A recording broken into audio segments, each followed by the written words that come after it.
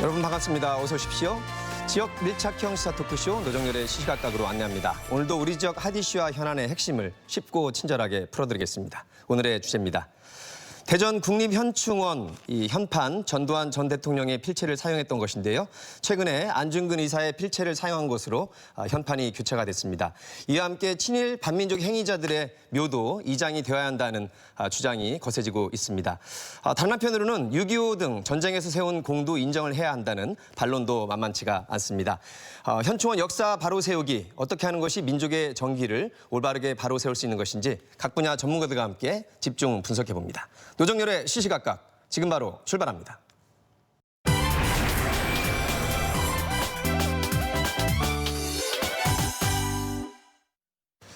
네, 국립묘지법 개정안을 비롯해서 친일 반민족 행위자를 이장해야 한다는 주장과 일부 공로도 인정해야 된다는 의견이 팽팽하게 엇갈리고 있습니다. 현충원 역사 바로 세우기 그 올바른 과제와 방향이 무엇일지 이분들과 함께 집중 토론해 보겠습니다. 단국대학교 한시준 교수와 함께합니다. 네, 안녕하십니까. 어서 오십시오. 신흥무관학교 기념사업회 방학진 사무국장과 함께합니다. 네, 안녕하십니까. 반갑습니다. 민족문제연구소 대전지부 홍경표 사무국장과 함께합니다. 안녕하세요. 세 분의 열띤 토론을 기대하고요. 먼저 시청자 여러분들의 안내를 위해서 영상으로 안내하겠습니다.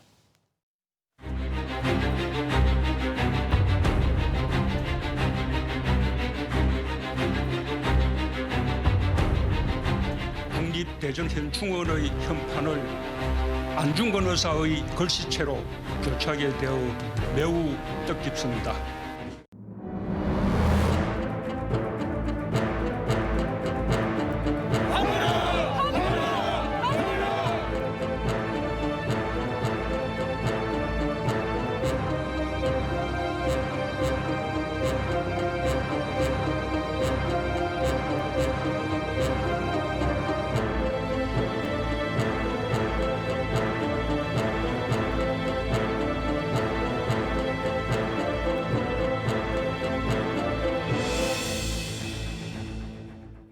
네, 국립대전현충원이 준공된 것이 1985년도니까 무려 35년의 역사를 가지고 있습니다. 본격적인 토론에 앞서서 국립현충원의 의미, 어떤 의미일지, 어떤 공간일지 한번 짚어보고 가겠습니다.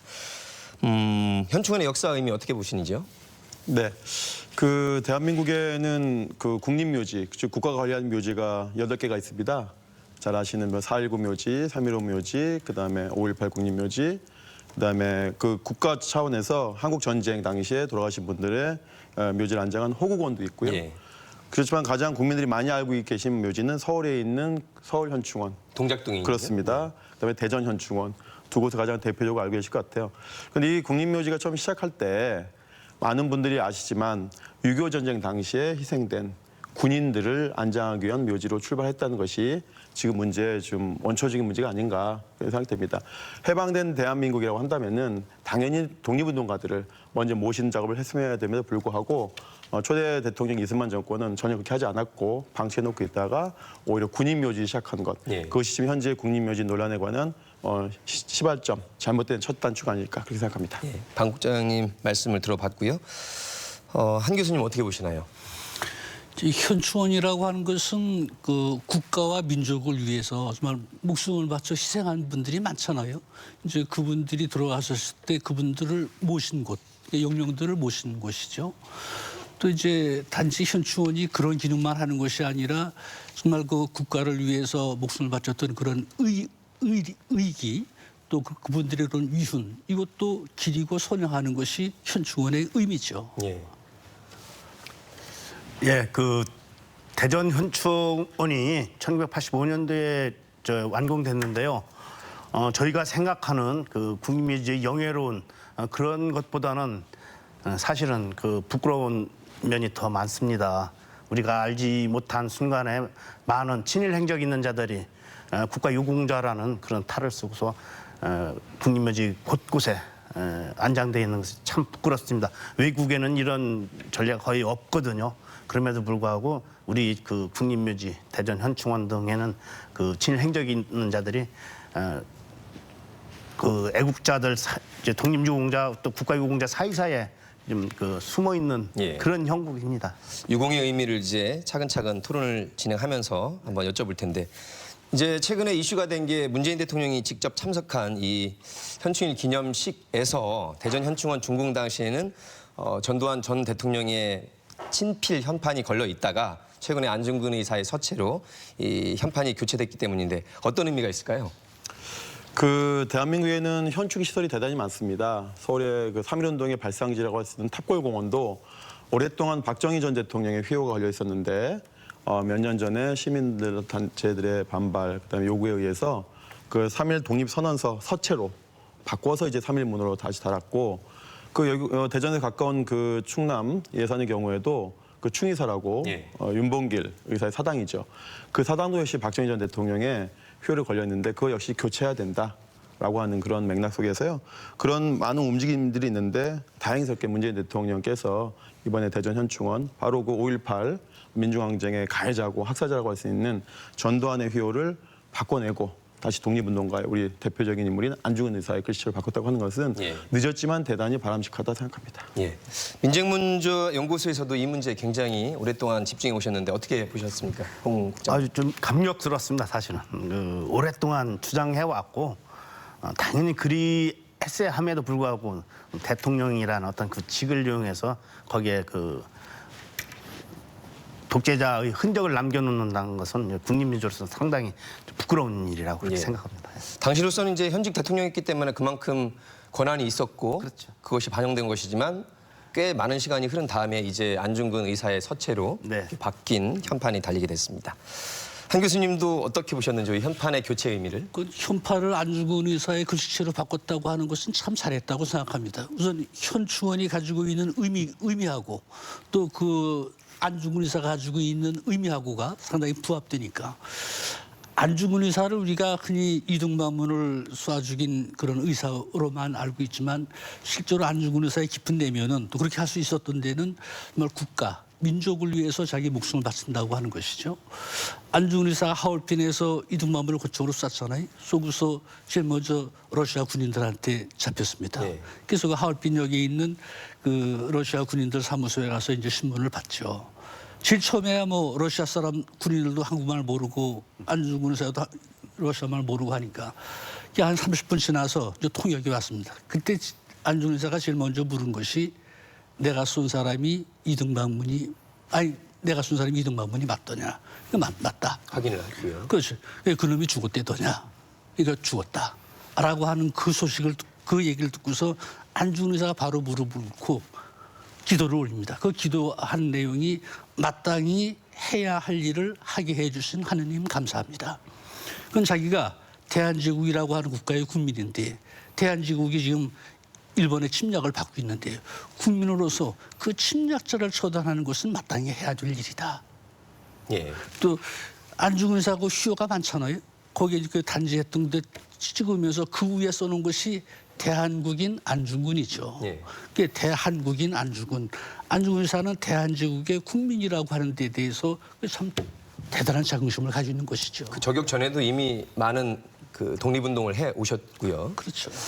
자, 현충원에 안장되려면 사실 국가와 민족을 위해 헌신하신 분들을 기리는 곳이기 때문에 일정한 요건과 절차도 있을 것 같은데 우리 국장님께서 좀 소개를 해주시겠습니까? 네. 그 국립묘지는 국가에서 관리하는 묘지 아니겠습니까? 즉 우리 국민들의 세금에 의해서 관리되는 묘지이기 때문에 아무나 안장될 수가 없습니다. 안장 절차가 까다롭습니다. 모든 군인이라고 해서 들어갈 수도 없습니다. 예. 군인 중에서도 전쟁 중에 공무 중에 사망한 군인의 경우에 안장될 수 있고 그것도 역시 심사를 통해서 안장될 수 있습니다. 그다음에 국가에 의해서 어떤 공무원은 아니지만은 의로운 분들, 예. 용감한 시민들이 있지 않습니까? 자기의 목숨을 통해서 다른 분들을 많이 목숨을 구하는 의로운 분들도 안장될 수 있고 당연히 또 우리 대한민국의 독립에 헌신하신 애국지사분들도 안장될 수 있습니다. 그래서 아무나 들어갈 수 없는 국립묘지이기 때문에 그 절차가 까다롭고 그런 자격이 갖춰졌다 하더라도 보훈처내에 있는 안장 대상 심사위원회에 심의를 거쳐서 예. 하게 되고요. 그다음에 그런 모든 과정을 거쳤다 하더라도 최종적으로 탄핵이라든지 파면이라든지 금고형이라든지 이런 형사법적인 처벌을 받은 분도 안장이 안 됩니다. 어떻게 보면 가장 우리 영예로운 곳에 계신 분들이 현충원이라고 할 수 있는 것이죠. 예. 말씀을 들어보니까 의롭게 국가 민족을 위해서 산하에 가신 그 공이 인정돼야만 보훈처 산하에 있는 그 기관에서 심사를 거치고 그렇다 할지라도 큰 과가 있다면 안 되는 것으로 이렇게 봐도 되겠습니다. 금고형 이상이면은 안장이 안 되고 있습니다. 알겠습니다. 이어 덧붙여서 말씀해 주시죠. 그런데 그 안장 자격에 예. 약간의 문제가 있다고 판단된 점은 뭐냐면 과거 행적에 대해서 일제강점기 때 어떤 행적이 있느냐는 전혀 묻질 않습니다. 그렇기 때문에 친일 행적이 있는 자들도 전쟁 중에 무공을 쌓아서 훈장을 받거나 또는 장관급 장관으로 진급하면은 안장 자격이 주어지거든요. 예. 그런 데서 지금 현재 현충원에 있는 그 친일파 그 행적이 있는 자들이 들어오게 됐죠. 박 국장님 말씀하신 거는 이제 형법상의 그런 금고 이상의 과한 벌을 받은 전과가 있으면 안 되는 것인데 우리 국장님 말씀은 그것과는 별도로 과거에 친일 행위를 하다가 또 어떻게 전쟁에 무공을 쌓을 수도 있는데 네, 그렇죠. 그 과거 친일 행적이 너무 반영이 안 되는 것이 문제가 아니냐 이런 말씀이시죠? 아예 그거 행적을 따지질 않았습니다. 따지질 않습니까? 그렇습니다. 예. 그럼 제가 추가로 좀 말씀을 드리면 예. 현재 국립묘지법이 제정된 것이 2006년도입니다. 그런데 말씀드렸지만 6.25 직후부터 국가에서 관리하는 묘지는 존재했는데 지금 현재 국립묘지법이라고 하는 법은 2006년도에 제정이 됐기 때문에 그 이전의 상황들, 즉 이전의 친일파들이 이전에 어떤 행위를 했는지에 대해서는 심사할 수 있는 기준 자체가 없었다는 것이죠. 예. 그래서 지금 그 문제가 그래서 2006년 이후에는 어떻게 보면 부적절한 인물이 지금 안장이 안 되고 있다. 오히려 안전장치가 돼 있기 때문에 근데 그 2006년 법 제정 이전에 안장된 분들이 지금 현재 문제가 되고 있는 것이죠. 이와 관련된 법이 2006년도에서야 제정됐다는 것도 네, 맞습니다. 상당히 놀랍습니다. 이 안장 조건과 절차에 대해서 우리 교수님 어떻게 보시는지요? 뭐 우리 박진 국장님이 다 말씀하셨듯이 그 국립묘지법이 있고 그리고 국립묘지법에 거기에 국립묘지에 안장돼야 될 대상들이 다 정해져 있죠. 예. 그래서 아마 지금 국립묘지에 안장하는 것은 그 법에 의해서 그 대상자들이 그걸 또 보훈처에서 그 안장하는 그 심사위원회를 거쳐서 이제 그런 절차를 거쳐서 안장하도록 되어 있습니다. 예. 자, 논란이 되고 있는 이른바 이 반민족 행위자들도 분명히 일정한 과정을 거쳐서 안장이 될 것 같았습니다. 그 당시에는 논란이 없었는지요? 예, 그렇습니다. 지금 이제 말하면은 그 박근혜 전 대통령은 안장이 되느냐 이 법에 의해서는 안장이 불가합니다. 왜 탄핵된 대통령이기 때문에. 그래서 문제는 2006년 이전에 그곳에 들어온 분들 우리가 이야기해야 될 친일 반민족 행위자들의 경우에는 이런 기준 자체가 적용 자체가 안 됐다는 게 문제인 것이죠. 그래서 지금 다시 어떻게 보면 근데 지금 이런 논란들이 자세히 보면 안장 대상 심의위원회가 안장을 거부할 수 있는 상당히 그 자격이라든지 기준이 있습니다. 예. 쉽게 말하면은 그 국립묘지의 영예성을 훼손한 경우에는 안장을 취소할 수 있다, 안장을 거부할 수 있다라고 하는 그런 것도 있긴 과거에 하지만 안장이 됐더라도 취소할 수 있다. 그 권한이 그렇습니다. 명시가 돼 있습니다. 안장 대상 심의위원회가 적극적으로 그 법을 해석한다면 그게 가능한 것인데 이제 중요한 말씀하시는데 적극적 네. 해석을 해야만 가능한데 안 하는 거죠. 혹시 적극적 해석을 하지 않으면 안 될 수가 있다는 그렇습니다. 그런 말씀이시죠? 네, 네. 그렇군요. 안장 대상 심의위원회에 이런 취소의 권한은 있으나 행정적으로 적극적 해석을 해야만 이것이 가능한 것이다. 그렇죠. 예, 여기에 이제 행정의 어떤 재량 내지 이런 것들이 결부가 되겠군요. 대개 그 안장 대상 심의위원회에서는 그 국가보훈처에서 그 심의 안건을 올린 분들에 대해서는 거의 반대하는 경우가 거의 없었어요. 말하자면 그냥 어떤 통과 그것은 그만한 자격이 주어졌기 때문이라고 볼 수도 있고요. 대개는 그 법을 그 아주 소극적으로 해서 그 자격이 있느냐 없느냐만 따졌지 그 사람이 어떤 사회적 무리를 일으켜서 국립묘지의 영예성을 해친다든가 이런 거에 대해서는 그렇게 크게 그 관심이 없었던 것으로 그렇게 판단합니다. 그동안에 걸어온 어떤 사회적으로 드러난 지위나 이런 걸 주로 평가를 했지 예. 정말로 그 내용까지 들어가서 영예성까지는 평가를 안 한 그런 상황이 있었다 이런 말씀 해주셨고요. 김창룡과 김구 선생이 같은 묘역에 있다. 이것을 두고 이제 우리 국민들이 어떻게 해석할지가 지금 논란이 되고 있는데 우리 교수님 어떻게 보십니까? 그렇죠. 그 현충원에는 정말 국가와 민족을 위해서 목숨을 바쳤던 그런 분들이 모셔져 있는 곳인데 거기에 그 국가와 민족을 배반했던 이런 분들이 함께 있으면 좀 문제가 되는 것이죠. 더군다나 좀 한 가지 좀 분명하게 좀 그 용어 문제를 정확히 짚고 넘어갈 것은 보통 친일파라고 하면 언론화 닿지 않는데 우리는 친일파라고 하는 용어를 많이 사용하는 것 같아요. 지금 저 사회자님께서는 반민족 행위자 그러는데 그분들은께서 저는 친일파라고 하는 용어보다는 반민족 행위라고 하는 용어를 적극적으로 써야 예. 그래야 정확한 표현이다. 그래서 우리가 그러면 말씀이 나온 김에 친일파라는 개념과 반민족 행위자라는 개념. 예. 친일파가 좀 너무 큰 개념이고 반민족 행위자는 조금 더 정확한 개념일까요? 그렇죠. 그러니까 반민족 행위자라고 하면 그분들이 어떤 행위를 했는지라고 하는 게 분명하게 머리에 각인이 반민족 되죠. 행위라는 것이 있었다는 점을 강조한 것이고. 그렇죠. 예. 그 친일파라고 하면 일본하고 뭐 친분 관계라든지 이제 그런 게 있는 사람도 다 포함이 되잖아요.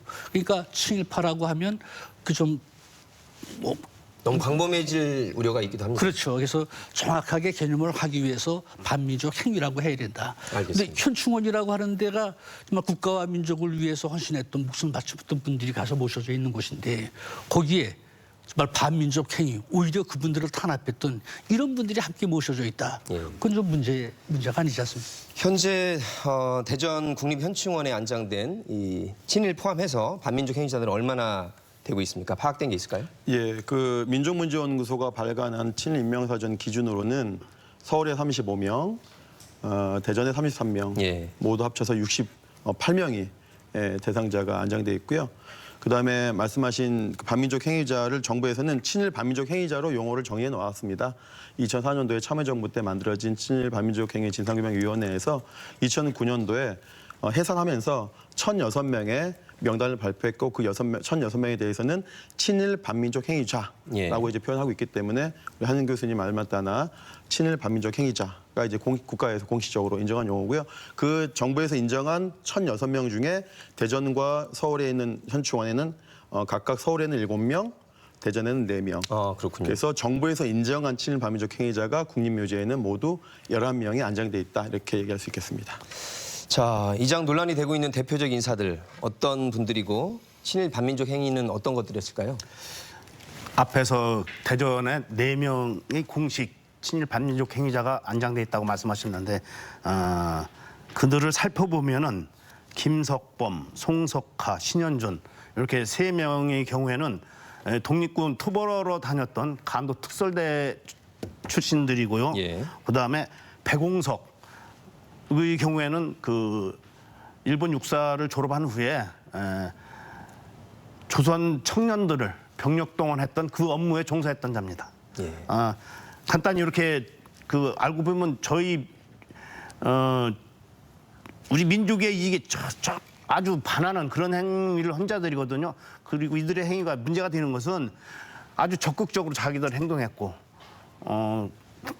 그러고 그거에 대해서 뭐 사죄나 사과가 없었죠. 죽기 전에 참회나 사죄의 경우는 없었고 오히려 더 떳떳하다는 그런 의견을 가지고 있었으면 일부 사람들이 얘기하는 그 생계형 그 친일 행위를 했던 자가 아니고 적극적으로 그 우리 민족 이익에 반하는 그런 행위를 했기 때문에 친일 반민족 진상규명위원회에서도 이 사람들은 그 거기에 포함 1,006명 명단에 포함시킨 거죠. 저희가 이런 주제와 관련했을 때 우리 국민들께서도 항상 좀 헷갈리기도 하시는 그렇죠. 것이 당시에 그 엄중한 상황에서 어쩔 수 없이 생경이라는 표현을 하셨는데 소극적으로 그렇게 묻어놨던 분도 계시고 전혀 그런 하지만 사람들이 아닙니다. 이쪽에서는 예. 적극적으로 그렇지. 반민족 행위를 한 분들을 이렇게 개념 정의하고 있군요. 그렇습니다. 민족문제연구소에서도 이런 기준으로 정의하셨겠죠? 네, 민족문제연구소에서 만든 친일명사전이나 정부에서 발행한 친일 반민족 행위 진상규명에서 발행한 1,006명의 등에서도 기본적인 큰 기준이 있습니다. 예. 친일 반민족 행위 기준이 뭐냐면 처음 자발성입니다. 자발성, 적극성, 반복성을 기준으로 하고 있습니다. 잠깐만요. 한 번 더. 자발성, 네, 자발성, 적극성, 반복성. 그 세 가지 정도가 있으면 반민족 행위의 정도가 너무 심하다. 그렇습니다. 지금 우리가 이야기하고 있는 대전국립묘지에 안장되어 있는 백홍석, 송석하, 신현준, 김석범 이 4명은 저는 이분들이 안장되어 있는 대전현충원 제1장군묘역을 저 개인적으로 이렇게 부릅니다. 봉천군관학교 묘역이다. 또는 간도 특설대 특별묘역이다. 예. 이렇게 얘기할 수 있거든요. 자, 이런 분들 어떤 분들이 있냐. 자, 우리가 친일에 최근에 그 건국대학교 이사장 하셨던 현승종 전 이사장 국무총리도 하셨죠. 예. 별사하셨습니다. 그분도 일장정기에 일본군으로 학병으로 끌려가신 적이 있습니다. 그렇지만 그분은 똑같이 일본군에 몸을 담았긴 했지만 자발적이지 않습니다. 강제로 유학 시절에 강제로 끌려갔기 때문에 자발성이 각하되는 것이죠. 예. 그 독립운동가이신 장준환 선생도 마찬가지입니다. 일본군으로 학병으로 끌려갔다가 탈출해서 광복군으로 오시지 않습니까? 그래서 일본군 대내관 자체가 자발적이지 않기 때문에 그분들은 친일 반민족 행위를 할 수 없는 것인데 지금 우리가 이야기하고 있는 그 백홍석, 송석화, 신현준, 김석보 이런 분들은 자발적으로 간 분들이거든요. 대표적으로 지금 이 동네 출신인 대전 서구 출신입니다. 송석화라는 사람은 예. 이 동네 출신인데 이 사람은 청주 사범을 다녔습니다. 그 당시에 청주 사범이라든지 대구 사범은 나오면은 사범학교 나오면 교사가 되는 것이고 일제강점기에 교사가 된다는 거 하는 것은 군대 면제입니다. 예. 네, 그래서 군대 안 가도 되는 분들인데 청주 사범을 중퇴하고 만주에 가서 만주 국군이 되는 것입니다. 이것이 바로 이 자발성을 이제 나타낸다 하기 때문에 그리고 그 당시에 30년대 이후에 만주라고 하는 것은 전쟁 중입니다. 예, 31년 만주사변, 37년 중일전쟁이기 때문에 그 이후에는 전쟁이 있는 곳을 알면서도 만주사관학교에 입대했다. 의도적으로 적극적으로. 이것은 자발적이라는 행위를 할 수 있는 것이고요. 그래서 송석화의 경우에는 우리가 그렇게 말할 수 있고 이 백홍석의 경우에는 대한민국 초대 제향군인회 회장을 하는데 참 일본군 장교가 대한민국 초대 제향군인회 회장했다는 것도 대단히 자존심 상하는 문제 아니겠습니까? 이분 역시 비교할 수 있는 인물이 있습니다. 올해가 한국 광복군 창설 80주년인데 바로 광복군의 총사령을 하신 지청천 장군과 거의 같은 시대에 살았던 인물입니다. 예. 그렇지만 이분은 독립운동에 가담하지 않고 계속 일본군에 남아서 해방 이후까지 남아서 어떤 일을 하느냐 바로 지금의 어떤 병무행정, 예. 병무청장 같은 일을 합니다. 조선인들을 예. 일본군에 보낸 행위를 하게 되고 그다음에 김석범, 신현준 모두 이분들 다 어떻게 보면은 지금 대한민국에서 초대 2대 해병대 사령관을 역임하는데 이분들 모두 백홍석을 제외한 송석화, 신현준, 김석범 모두가 봉천군관학교 5기세 동기생들이거든요. 그래서 제가 얘기하죠. 바로 이 대전국립묘지 특히 제1장군묘역은 봉천군관학교 묘역 또는 간도 특설대 특별묘역이다 이렇게 얘기할 수 있는 거죠. 예. 자, 말씀을 듣고 보니까 자발성, 적극성, 반복성이라는 굉장히 기준을 가지고 평가를 했다는 것이 우리 시청자분들께 좀 어떻게 다가갈지 여러분들께서 판단을 해주시고요. 아까 우리 교수님이 잠깐 짚어줬지만 친일 행위에 대해서는 논란이 있었고 가장 문제가 친일과 반민족 인사를 좀 분리해서 봐야 된다. 그렇지 않으면 억울한 케이스가 생길 수도 있다. 이런 얘기는 국민들도 조금 있었어요. 근데 최근에는 조금 잡혀가는 듯은 싶습니다. 예. 개념이. 그건 이제 그 친일 반민족 행위자라고 하는 공식 명칭을 사용하기로 해서 예. 이제 학계에서나 다 그렇게 사용하지만 아직도 일반인들은 친일파 예. 또 뭐 언론에서도 그렇게 하죠. 예. 근데 그 우리 박진 국장님이 말씀하셨지만 그 일제 시기에 그런 그 민족 행위라고 하는 것은 나라를 빼앗긴 국토 주권을 되찾기 위해서 활동하는 소위 독립운동이 민족 행위고 그 반민족 행위라고 하는 것은 일본 편에 서서 독립운동을 탄압하고 박해한 이런 활동을 한 게 반민족 행위죠. 지금 현충원에 붙여 있는 그 네 분에 대한 것도 그분들은 군인이잖아요. 그런데 일제 시대 때에 한국인들이 일본 군인이 된 경우가 여러 경우가 있죠. 하나는 말씀하셨듯이 학병으로 징집된 경우가 있고 또 징병으로 징집된 경우가 있고 이런 경우는 강제로 일본군에 동원돼서 끌려간 경우죠. 그런데 일본 육군사관학교를 나왔다든지 또 만주국의 그 군대 간부기관인 봉천 군관학교 이런 데를 나왔다든지 이거는 지금 말씀하신 대로 그런 자발적인 의미가 강하죠. 그래서 같은 일본군에 한국 사람들이 복무했다고 예, 하더라도 다르다. 예. 다르다. 아니 말씀 듣다 보니까 박정희 전 대통령의 행적도 많이 떠오르긴 합니다. 이장에 대한 찬반 여론이 있었을 때 반민족 행위의 증거가 분명한데도 계속 남아 있었던 이유는 아까 잠깐 말씀하셨던 이 보훈처나 이 관계 기관들의 적극적 해석이 없었고 기존에 묻혔으니 우리 인식에 뭐 아까 잠깐 파묘라는 표현도 나왔지만 너무 과격하게 느끼기도 했고 뭐 어떤 정황들이 있었을까요? 그 대한민국 사회가 그 1949년도에 반민 특위를 강제로 대통령이 해산시킨 그 이후로 예. 우리 역사가 왜곡됐다. 저는 그렇게 판단하고 있습니다. 왜 그러냐면 독일한테 4년 동안 그 지배를 받았던 프랑스의 경우에는요. 4만 명이 넘는 그런 부역자를 처벌했거든요. 그러나 우리나라는 반민 특위 해산 이후에 제대로 된 그 역사 정리, 일제 그 부역했던 사람들 처벌한 경우 없었어요. 예. 그러다 보니까 그 책임을 지금 우리들이 좀 지고 있는 게 아닌가 그런 생각합니다. 지금이라도 늦었지만은 반드시 친일 적폐 청산은 이루어져야 된다는 그런 생각입니다. 예. 사실 해방 전국에 친일 반민족 행위자들 진상 조사하고 처벌한다는 것이 얼마나 수많은 기득권들의 반대에 밀려서 예. 제대로 되지 않은 것이 좀 늘 안타까운 역사의 한 대목이긴 합니다.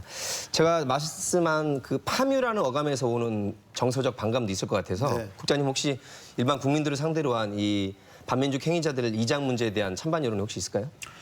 파묘라는 말은 법률적 용어도 아니고요. 저희가 뭐 파묘라고 주장하지 않습니다. 법적인 용어는 이장이죠. 네, 이장. 예, 이장을 해야 되는 것이고 뭐 어떻게 뭐 요즘에 이제 그 독립운동과 관련된 단체에서는 그 비분관계 하시고 감정이 너무 격화되다 보니까 파묘한 표현을 하시지만은 실제로는 이장이 맞는 표현이라고 예. 할 수 있는데요. 아까 말씀하신 대로 왜 그러면 오랫동안 이렇게 친일 반민족 행위자들이 이장이 안 되고 있는가? 근본적인 문제 중에 하나는 2006년도에 국립묘지법 개정되면서 지금은 국가보훈처 산하에 국립묘지관리과가 있어가지고 국가보훈처에서 국립묘지를 체계적으로 관리하고 있습니다만은 이전에는 누가 관리했느냐? 국방부가 관리했습니다. 아, 그렇군요. 그래서 대한민국의 모든 국립묘지는 국방부 산하 기관이었거든요. 그러다 보니까 군인 중심으로 묘지 정책을 펼 수밖에 없는 거였죠. 동작동 국립묘지의 경우에 가장 좋은 명당 자리에 박정희 전 대통령이 안장돼 있고 그다음에 90년대 이후에 독립운동가를 모시는 자리, 애국지사 묘역이라든지 임정묘역이 그다음에 조성되다 보니까 소위 말하면 좌총룡 우백화는 그 좌총룡 자리에 애국지사 묘역이 있습니다. 그럼 그 가운데 바로 박정희 전 대통령의 묘역이 있는 거죠. 풍수상으로 보면 독립운동가들이 박정희 전 대통령을 호위하고 지키는 형국이다. 이렇게 풍수하는 분들은 말씀하시더라고요. 예. 바로 그 국립묘지 배치 자체가 얼마나 국립묘지의 출발이 잘못되었고 그다음에 군인 중심이었고 독립운동가들은 어떻게 보면 주요한 자리에 묻히지 못했던가라고 하는 걸 상징적으로 말씀드릴 수 있는데요.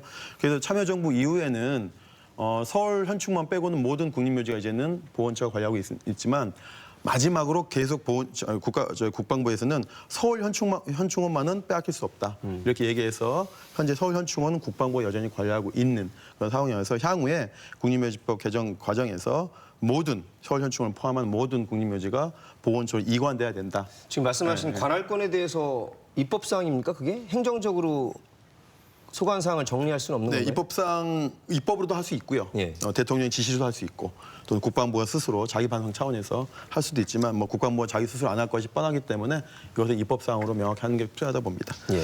그리고 이제 그 이장 관련해서 제가 아까 말씀드렸지 않습니까? 형법상 금고 이상의 형을 받으면 안장이 안 된다. 아무리 국가에 공을 세웠다 하더라도 예. 금고 이상이 어떤 거냐면 절도, 상해 이런 겁니다. 절도 상해를 해도 국립묘지 안장이 안 되는데 일제강점기에 수많은 독립운동가들 탄압한 사람은 그런 기준 자체가 적용이 안 됐던 시절이 오랫동안 길었다는 것이죠. 예. 그래서 적용되지 않은 기준을 이제라도 좀 적용해보자라는 것이지 뭐 어떻게 보면 사회적 분란을 만들자고 하는 것이 아니다라는 그럴 때 거죠. 제기되는 게 또다시 그럼 소급에 관한 문제를 또 제기할 수도 있지 않습니까? 네, 예. 아주 좋은 말씀하셨는데요.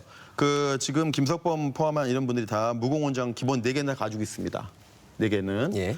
제일 그 화랑 무공원장, 충문 무공원장, 을진 무공원장, 태극 무공원장 기본적으로 4개 훈장은 다 달고 계시거든요. 그러니까 안장 조건에 해당은 되는 거죠. 근데 그 무공훈장은 48년 8월 15일 이후에 대한민국 정부 수립 이후에 한 공적에 의해서 후정을 주는 것인데 우리가 문제 제기하는 것은 대한민국이라 하는 것이 48년 8월 15일 이후에 만들어진 나라라면 그 말이 맞습니다만은 예.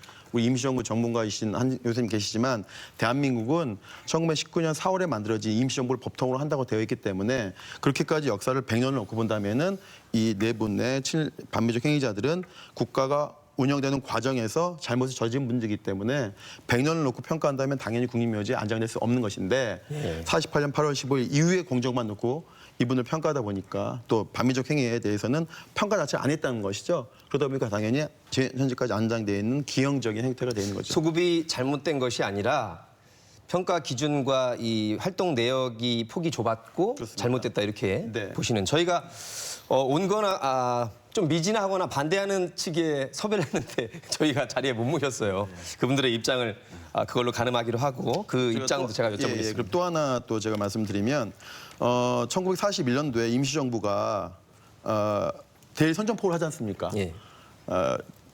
일본이 진주만 폭격을 감행해서 태평양 전쟁이 발생이 되고 그때 이제 그것을 기회로 해서 임시정부는 우리도 연합군을 상대로 해서 이제 주축국을 상대로 한 일본 제국주의, 히틀러, 나치, 이탈리아를 상대로 전쟁 선전포고를 한다 이것입니다. 그러면 적어도 최소한 임시정부가 선전포고한 이후에 일본군 편에 섰던 사람들은 적국 장교라고 우리가 판단해야 되거든요. 예. 바로 우리가 검역하고 있는 간도 특설 때는 임시정부가 선전포고한 이후에 일본 편에 섰던 적국 장교이기 때문에 그런 기준을 적용해야 된다고 보는 거죠. 예.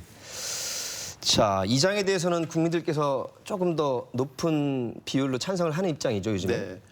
작년에 저희가 민족문제연구소가 여론조사 기관에 의뢰했을 때는 70%가 넘는 분들이 이 장에 찬성하셨는데 예. 최근에 조사에 의하니까 54%로 물론 이제 과반수가 넘지만은 좀 줄어든 측면이 있는데 여전히 대다수의 국민들은 이 장에 찬성하는데 왜 그러면은 작년에는 70%였는데 이번에는 좀 줄어들었을까? 이것을 정치적으로 이용하는 세력들이 지금 생기고 있거든요. 바로 백선엽 또는 이런 친일 반민족 행위자들을 이장하는 것이 국가 정통성을 훼손한다라고 하는 말도 안 되는 논리를 가지고 있기 때문에 국민이 지금 혼란스럽지 않을까 예. 그렇게 생각합니다. 네.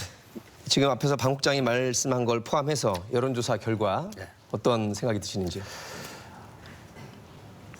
친일 반민족 행위자에 대한 그 국립묘지 이장은 국민들은 물론 그 20대 국회의원 당선자 70% 이상이 같은 의견을 주었습니다. 20대면 지난번 국회입니다. 21대 지금 예. 그리고 국민 정서상 앞에서 말씀드렸던 그런 반민족 행위자들이 그 독립유공자, 국가유공자 그 사이사이에 와서 묻혀 있다는 것은 우리 국립묘지에 대해서 심각하게 설치 목적에도 맞지는 않아요. 더군다나 지금 그 백선엽 같은 경우에도 친일 반민족 행위 진상규명위원회에서 반민족 행위자로 규정했거든요. 그럼에도 불구하고 얼마 전에 그 국가보훈처에서 백선엽한테 가서 대전 현충원에 안장될 수 있다 이런 의견을 낸다는 것은 반국가적이라고 저는 생각합니다. 그건 맞지가 않는 얘기죠. 2009년도에 반민족 진상 그 규명위원회에서 반민족 행위자로 규정했음에도 불구하고 그 지금 가서 국립묘지에 오실 수 있다? 상상할 수도 없는 그런 생각이라고 저는. 그럼 바로 말씀이 나온 김에 친일 반민족 행위가 있음에도 불구하고 6.25 혹은 다른 전쟁에서 큰 공을 세웠으면 예. 그 공과를 좀 형량을 해서 예. 인정을 할 수도 있는 것 아니냐. 그중에 이제 가장 성함이 유명하신 분이 백선엽 전 장군이다 보니 이런 논란이 된 것 같습니다. 네. 바람직하지는 않습니다. 본인이 생전에 나는 그 한국 전쟁을 통해서 그 무공을 세우기도 했지만 그 이전에 일제 강점기 기간에 나는 반민족 행위자를 한 부끄러운 사람이다. 이렇게 참여하면서 차라리 그 사유지나 아니면은 그 최대 격전지였던 한국 전쟁 중에 최대 격전지였던 답동군 저대에 좀 나를 묻어달라 이런 식의 그 유언이나 뭐가 있어야 적정하지. 나는 무공이 있으니까 국민묘지에 가고 싶다. 좀 뻔뻔스럽다 그런 생각이 듭니다. 사실 백선엽 장군 입장에서는 워낙 전쟁의 훈장을 큰 공을 세운 분으로 국민들도 인식하고 있어서 언론에서도 그렇게 다뤄왔고 간도 특설대 활동이라든가 이런 친일 반민족 행위에 대해서는 많이 알려져 있지는 않았었어요, 교수님. 최근에 이제 논란이 되니까 이런 면도 있었고 또 이런 면도 있었구나, 6.25 때는. 어떻게 바라보는 것이 좋을까요? 그 이제 우리의 근현대사의 그런 건데 근현대사가 다 이렇게 평탄하지 않았잖아요. 일제히 나라를 빼앗겼고 또 6.25 때 북한으로부터 남침을 받아서 전쟁을 치렀고 이제 그런 와중에서 이분들이 일제시대 때는 반민족 행위를 한 것이고 6.25 전쟁 때는 또 국가를 지키는데 그게 공헌한 것이고 근데 저 두 가지 행적이 있는데 지금 말씀하셨듯이 이분들이 자신들이 과거에 저희 그 반민족 행위를 했던 것에 대해서 사죄를 하든지 반성을 하고 그리고 이제 그 공을 인정받았으면 그거는 좀 생각해 볼 문제죠.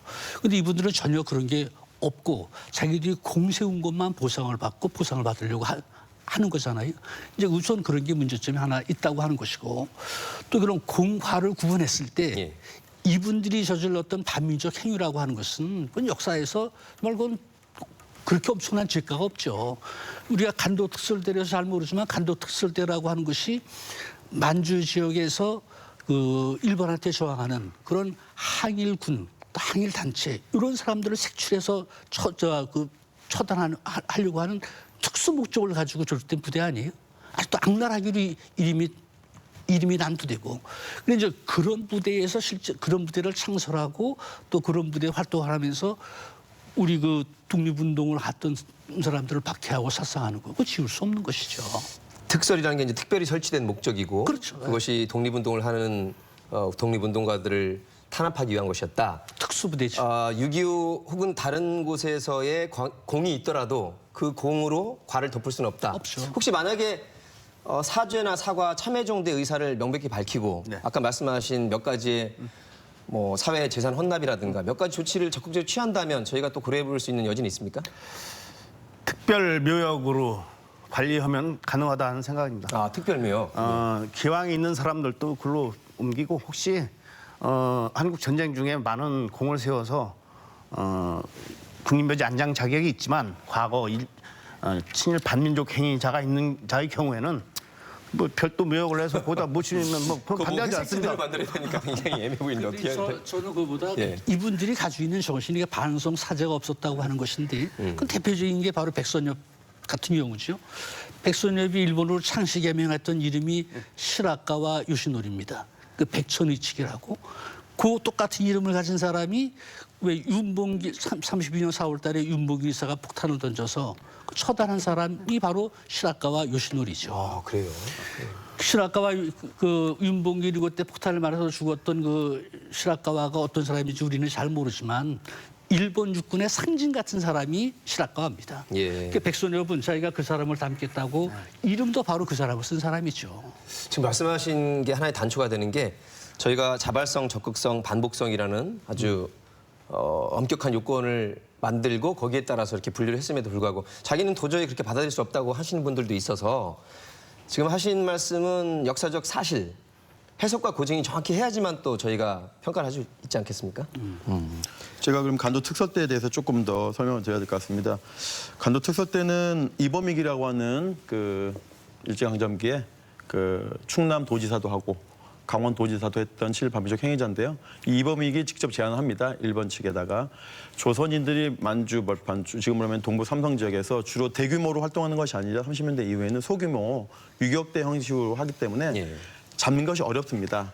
그러니까 이의제의 방식으로 조선인 특수 유격부대는 조선인 특설부대를 만들어서 잡아야 된다. 그래가지고 신문도 위장해가지고 조선말도 알기 때문에 또 조선인 마을에 들어가서 독립군의 동향을 파악할 수 있기 때문에 그런 특수부대 만들어야 된다고 조선인 이범익이 제안했고 그걸 받아들여서 38년부터 45년 8월 15일 해방 넘어서까지 8월 29일까지 전투했다는 기록이 나옵니다. 예. 해방됐을 때까지도 해방된 줄 모르고 전투에 참가한 부대인데 모두 기록에 의하면 108번 정도의 출동을 합니다. 간도 특설대가 108번 출동을 해서 규모는 한 7기까지 그 존재했는데 740명 정도 존재했는데 그 상급 상층은 일본인이고 그 중하 사관이라든지 부사관이라든지 사병은 이제 조선인들이 활동했는데요. 기록에 의하면 172명을 학살합니다. 기록에 의해서만. 물론 기록에 의하지 않는 기록은 더 많겠지만 기록에 의해서만 이렇게 되는 거고요. 그중에 백선엽은 창설 요원 중에 한 명인데 백선엽이 이런 말을 합니다. 1989년도에 본인 회고록 이름이 군과나라는 회고록에서 내가 간도특설대 활동했다. 나 했다 사실인데 내가 간도특설대 활동했다고 해서 우리 조선의 광복이 늦어진 건가? 알 수 없다. 또 내가 간도특설대 하지 않고 독립운동했다고 해가지고 우리의 광복이 빨라졌겠어? 그것도 알 수 없는 거 아니냐? 나는 그냥 내 할 일을 열심히 했을 뿐이다. 이렇게 밝히고 있거든요. 당시 상황론적 접근이에요. 예, 아무런 죄책감과 후회가 없습니다. 적어도 해방이 됐으면 해방된 이후에 대한민국에서의 장군도 역임하고 국가 지도층의 자리에 갔으면 적어도 반성이 필요한 것인데 저는 일제강점 행위가 반성이 없이 돼 있고요. 이제 저희가 11명을 얘기했지만 서울에 7명, 대전에 4명. 이제 만약에 지금 법이 개정되지 않으면 백선엽 전 장군이 지금 현재 나이가 1920년 11월생이니까 만으로 100세입니다. 예. 언제 죽을지 알 수 없어요. 그럼 지금 법이 개정되지 않으면 서울이나 대전 국립묘지에 합법적으로 안장이 되게 돼 있습니다. 그럼 또다시 이런 문제가 발생하기 때문에 우리는 유족들한테 간접적으로 얘기합니다. 이런 사회적 논란을 다시 한번 유발하지 말고 예. 일찍이 가족묘지를 가겠다고 선언을 해라. 안 갈 것이 분명하겠지만 좀 그런 얘기를 하고요. 어떤 답변이 입장이 온 게 있을까요? 그 언론에 의하면은 반드시 가겠다는 게 입장이죠. 반드시 가겠다. 반드시 국립묘지에 들어가겠다는 게 언론에 지금 나오고 거기에 있는 대해서 입장이죠. 국가보훈처는 또 적극적으로 안장 대상이 된다는 표현까지 했고요. 예, 지금 이제 국립묘지법 제5조 1항에 있는 안장 조건을 충분히 갖췄다는 얘기죠. 대장으로 승진도 했고 무궁훈장도 받고 그렇기 때문에 법적인 해석은 가능합니다. 그러나 저희들 계속 주장해 온 것은 뭐냐면 앞에서 그 논의 안 됐던 반민족 행위에 대한 그런 금지 조항을 안장 금지 조항을 해서 그런 사람 있는 자도 이장하게 하고 앞으로 들어올 경우가 있더라도 그런 금지 조항에 해당되면 국립묘지 오지 못하도록 하자. 그래서 저희들이 국립묘지법 개정 그 핵심 내용이 그겁니다. 그 안장 그 조건에서 친일 행적 있는 자는 제외하도록 이렇게 국립묘지법 개정을 해줬으면 좋겠는데 네. 아직까지 그 계속 논의조차도 하지 않고 있어요. 현재 설치되어 있는 보훈처 산하에 안장대상 심의위원회가 이번에야말로 제대로만 활동한다면 예. 법 개정이 되지 않는다 하더라도 만약에 법 개정이 되지 않는 상황에서 백선엽 장관이 별세했다라고 한다면 안장대상 심의위원회가 국립묘지의 영예성에 손상을 일으킨다 이번에 안장은 그러면 거부할 수 있거든요. 그래서 법 개정이 되지 않더라도 적극적으로 해석했으면 좋겠습니다. 국민들의 이장에 대한 여론은 조금 더 우세한 편인데 입법상으로 바꾸면 더욱더 확실해지겠죠. 그렇습니다. 지금 말한 영예성이라든가 몇 가지 요건을 집어넣는다면 실정법적으로 더 확실화될 텐데 국립묘지법 개정안에 대해서 통합당이나 야당의 입장, 거의 통합당이 이제 주류인데요. 반대의 기류가 있는 것 같습니다. 반대는 물론 그 법 개정 발의를 해놓은 상태에서 여야 간사 간에 그 상의를 하거든요. 이 법에 대해서 이제 개정을 논의해보자 하는데 아예 논의조차 안 하니까 담당 상임위원인 정무위원회에서 아예 이 안건으로 채택을 못 하고 있어요. 예. 그래서 회기 지나면 또 자동 폐기되고 회기 지나면 또 자동 폐기 이런 상황을 계속 반복해 왔던 것입니다. 이게 본의 아니게 이제 이 기존에 안장돼 있던 분들을 이장하는 문제가 네. 마치 보수와 진보 간의 역사적 쟁점화되는 양상이라서 자칫 가운데에 계신 국민들이 필요하게 느낄 수도 있을까 봐 그것은 좀 걱정이 됩니다만. 이건 뭐 이념 또 진영 간의 문제는 절대 아니라고 생각합니다. 우리가 그 청산하지 못한 과거의 역사에 대해서 반드시 어떤 짚고 넘어가야지. 그렇지 않고서 과거의 범죄, 반민족 행위에 대해서 국민들이 다 그것을 뭐 묵인해 준다? 그것은 아니죠. 그건 과거의 범죄에 대해서 묻지 않는다면 미래의 범죄에 대해서 다시 용기를 주는 그런 결과를 알 수 있어요. 국장님 말씀하신 특별교육이라는 것이 그냥 하나의 안일 뿐인지 네. 정말로 그렇게 안 치고 싶다면 네. 그런 공과 과를 다 담아서 그렇게 그렇죠. 해야 된다고 보시는 건지요? 저희가 국립묘지법 개정 촉구하는 활동을 사실은 1998년 김창룡이라는 자가 저쪽 경기도 안양 사유지에 있었는데 김영삼 대통령에서 김대중 대통령으로 정권 이양하는 그 어수선한 틈을 타서 대전 시민도 모르게 새벽에 대전 현충원으로 안장됐습니다. 그 사실을 알고 대전 지역 사회활동하는 그 시민단체들이 2000년도부터 예. 그런 사례를 방지하기 위해서 국립묘지법 개정이 반드시 필요하다. 그러면서 앞에서 제시했던 그런 내용이 국립묘지법 개정에 들어가야 된다. 예. 이런 걸 계속 주장. 지금 현재는 이런 내용들을 담은 국립묘지법 개정안이 나와 있기는 한 거죠? 이미 2000년도 이후에 민족문제연구소 대전지부를 중심으로 꼭 20년 동안 지금 집회를 해오시고 계시기 때문에 매번 국회 때문에 법은 발의는 되지만 통과가 안 상임위조차 통과하지 못하고 있습니다. 상임위 단계에서 이제 논의됐다가 회기 만료 폐기되고 있는데요. 이번 21대 국회는 되게 희망적인 것이 4월 총선 직전에 광복회에서 여야 무소속 포함해서 모든 지역구 후보자들에게 다 설문조사를 했습니다. 파들을 이장하는 법안에 찬성하느냐.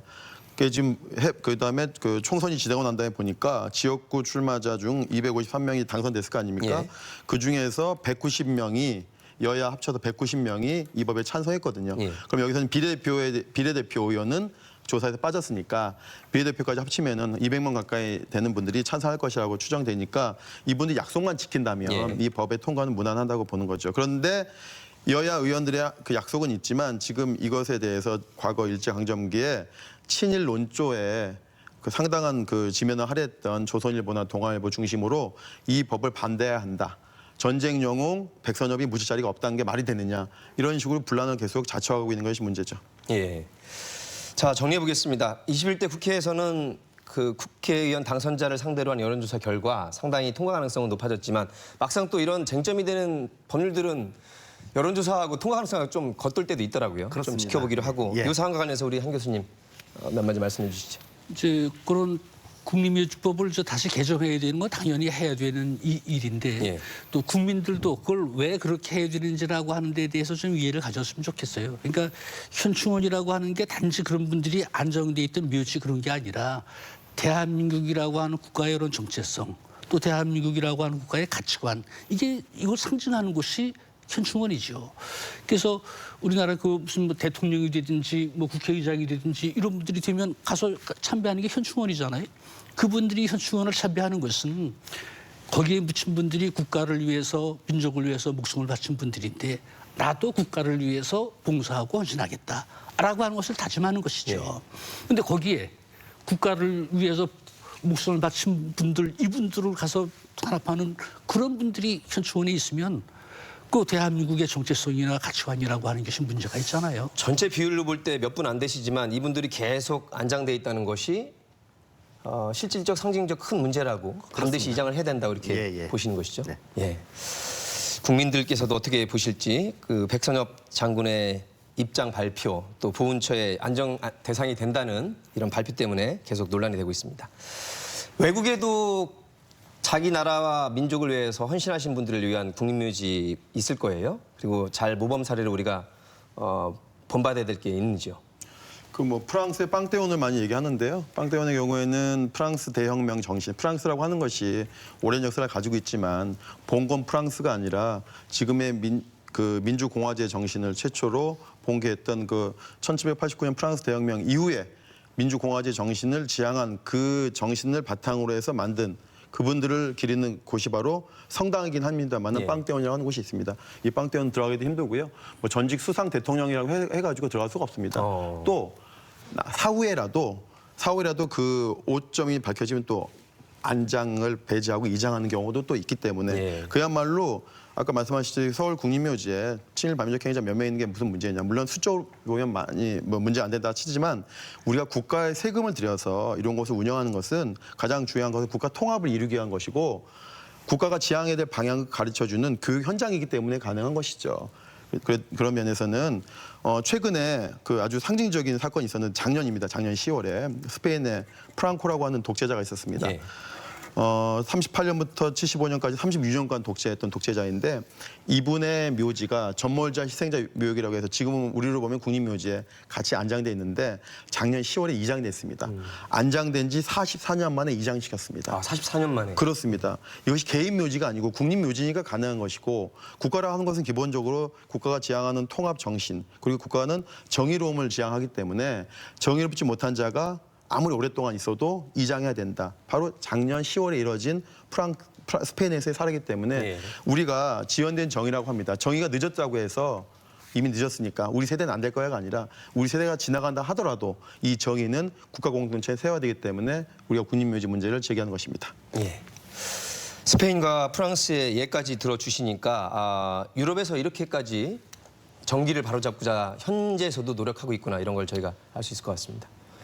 자, 끝으로 이제 세 분께서 총평 삼아서 이 대전 국립현충원에 묻혔던 분들 가운데서 꼭 이장해야 된다는 지금 이슈가 되고 있는 마지막 이 이슈와 관련해서 국민들께 우리 시민들께 꼭 하고 싶은 말씀 저희 방송국 오셨을 때 이 말은 제가 꼭 해야 되겠다라고 이렇게 마음 먹었던 게 있으면 총평해 주시죠. 저희가 20년간 계속 요구하고 주장하였던 그 국립묘지법을 개정해서 대한민국 국립묘지가 민족의 성지 그러면서 자라나는 후손들이 바라보는 교육의 장소로 여겨질 수 있도록 그렇게 자리매김해야 되지 않나 그렇게 생각하면서 우리 후손들에게는 자랑스러운 조상으로 기억됐으면 좋겠습니다. 예, 한 교수님.